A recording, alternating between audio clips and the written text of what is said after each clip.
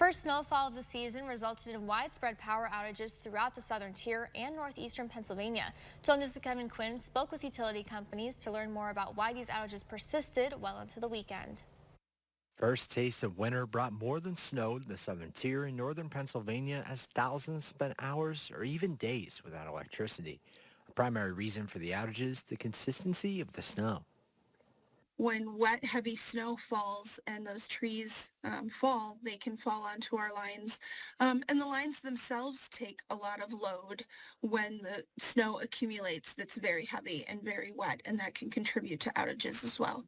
As NYSEG crews work to restore power in the company's Oneonta division, the lack of cell service in rural areas created another challenge.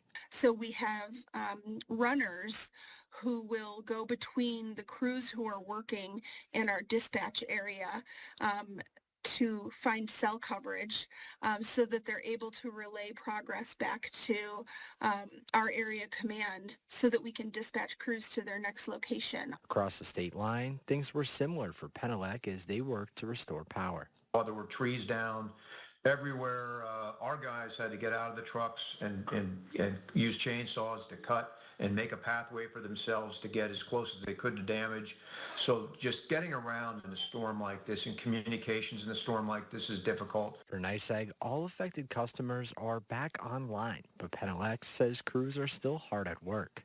We're going to still be some customers out into tomorrow, and they would be some of those customers on those, what I would say are smaller customer counts, but perhaps larger jobs when it comes to making repairs. For the latest restoration times, you can head over to our website, WBNG.com. Kevin Quinn, 12 News.